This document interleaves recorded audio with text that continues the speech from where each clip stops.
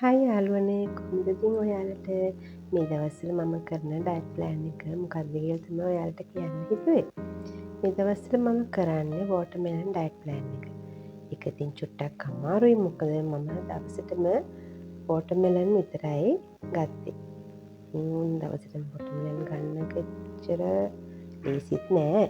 බලමු කොහොමද කරන්න කියලා. ඉතින් යාළුවනේ දවසටම වෝටර්මෙලන් ගන්නවා කියන එක ලේසිත් නෑ මට අපිට බැරිත් නෑ.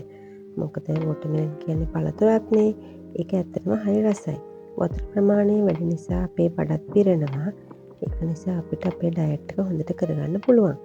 ඒත් සෙම තියෙන අයට නම් මේක චුට්ටක් අගුණ වෙන්නත් පුළුවන්. මොකද සෙම වැඩි වෙනවා මේ වෝටර්මෙලන් වලට වතුර ගතිය නිසා.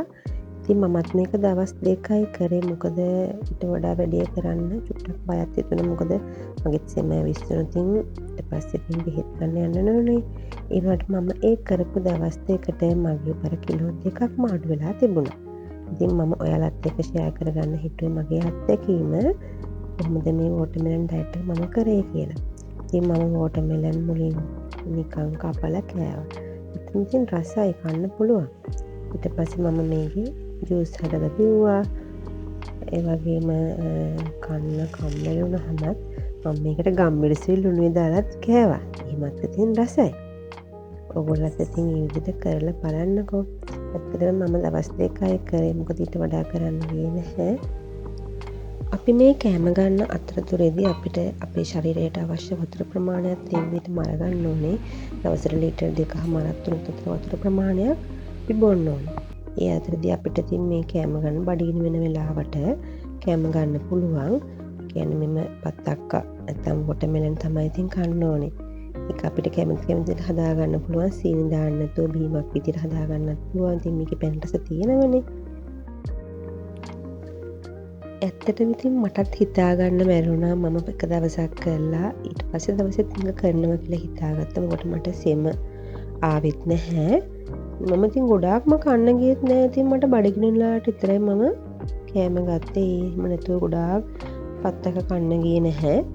මේ ඉතින් ඊළඟට මම දවස් 2යි කරේ. දවස් 2 කරලා මම බර මැනලා බලනකොට ඇත්තටම මට කිලෝ 2ක් අඩු වෙලා තිබුණා. ඒක හිතා ගන්නත් බෑ. ඉතින් වෝටර්මෙලන් විතරක් කාලා දවස් 2ක් ඇතුළත බර කිලෝ 2ක් අඩු වුණාද කියලා. තව දවසක් කරා නම් ඉතින් මට තව බර කිලෝ 1ක් අඩු කරගන්න තිබුණා. ඒත් මම දවස් 2යි කරේ. මොකද ඕන දෙයක් ඉතින් ඕනට වඩා ඕනෙත් නැහැනේ. එහෙම හිතලා ඒක කරලා නවත්තුවා. ඉතින් ඊට පස්සේ ආයෙමත් අපිට සතියකින් විතර වගේ ආයෙත් ඕනනම් කරලා බලන්න පුළුවන්. මම හිතන් ඉන්නවා එහෙම කරන්න. මොකද එක ළඟ කරන්න හොඳ නැහැනේ. ඕනම දෙයක් අපි ටිකක් කරලා බලලා ආයෙත් කරාට කමක් නැහැ. කොච්චර වුණත් ඉතින් අපි කෑම පාලනයක් කරගෙන හිටියට ටික දවසක් යනකොට ඉතින් අපිට මොනවම හරි කන්න හිතෙනවා.